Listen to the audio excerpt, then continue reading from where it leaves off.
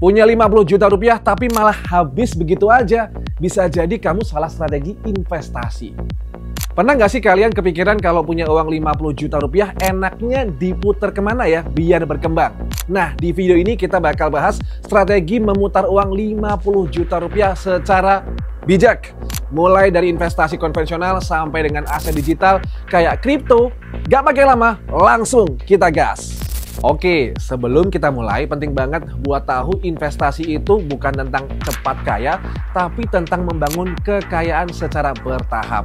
Ibaratnya, kalau lari, investasi itu semacam lari maraton, bukan lari sprint 100 meter atau 200 meter. Jadi kamu harus sesuaikan nih strategi dengan tujuan dan juga profil risiko kamu. Dan jangan khawatir, semua tips di sini bisa banget diterapkan sama anak muda termasuk kamu yang masih pemula. Step by step, kita mulai dari investasi yang sudah familiar dulu. Instrumen pertama yakni kripto. Yes, aset kripto macam Bitcoin dan juga Ethereum bisa jadi pilihan, tapi ingat ya, beli dengan strategi dollar cost averaging alias DCA.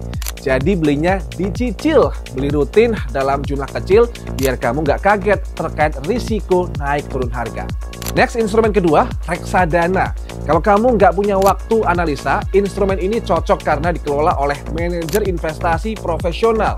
Kamu tinggal duduk manis dan lihat portofolio kamu berkembang. Lanjut, instrumen ketiga, ada emas. Logam mulia ini ibaratnya pelindung nilai saat inflasi atau biasa kita kenal dengan istilah safe haven, alias aset pelindung nilai saat kondisi ekonomi nggak stabil. Cocok banget nih buat kondisi strategi jangka panjang, terutama di masa ketidakpastian global pasca perang dagang antara Amerika dan Cina. Nggak cepat naik, tapi cenderung stabil. Keempat, properti. Kamu juga bisa sewa ruko atau sewa apartemen kecil untuk tempat kegiatan usaha. Bisa dari online shop, reseller, berbagai macam produk, misalnya skincare sampai kuliner. Kelima, saham blue chip. Contohnya saham bank besar kayak bank BUMN punya pemerintah dan juga bank swasta. Perusahaan ini cukup stabil, di mana sering kasih dividen, serta cocok buat kamu yang cari keamanan investasi jangka panjang. Oke, terakhir atau keenam, obligasi pemerintah.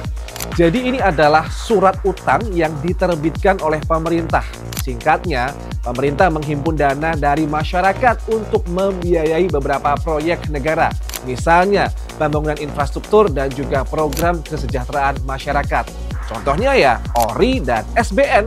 Cocok nih buat yang cari penghasilan pasif tapi pengen tetap aman. Apapun pilihan kamu, manajemen investasi itu kunci. Ini dia tipsnya. 1. Wajib disiplin dan juga konsisten. 2. Hindari tebak-tebakan pasar. Fokus jangka panjang. 3. Cek portofolio kamu setiap 3 hingga 6 bulan sekali. 4. Diversifikasi aset dan jangan taruh semua telur di satu keranjang. Contoh nih, dengan uang 50 juta rupiah kamu bisa bagi 20 juta rupiah ke saham, 10 juta rupiah ke reksadana, 5 juta ke emas, 5 juta ke kripto, dan sisanya 10 juta ke obligasi atau simpanan darurat. Dan hindari kesalahan umum kayak ikutan tren karena cuman FOMO, cuman ikut-ikutan strategi investasi orang lain dan gak punya tujuan investasi yang jelas. Jadi kesimpulannya, dengan uang 50 juta rupiah, kamu bisa banget nih mulai perjalanan finansial kamu. Campur antara instrumen aman dan juga instrumen agresif sesuai dengan kebutuhan dan profil risiko kamu. Indodax juga terus mengingatkan kalau trading kripto itu memiliki resiko yang tinggi karena harga yang sangat fluktuatif.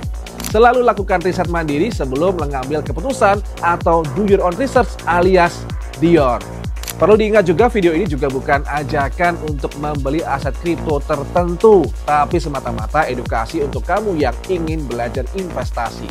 Oke, jangan lupa like, komen, dan juga share, dan juga subscribe buat dapetin info kripto terbaru dari Indodax. Sampai jumpa di video edukasi Wikriptopedia selanjutnya. Salam aset masa depan dan ciao!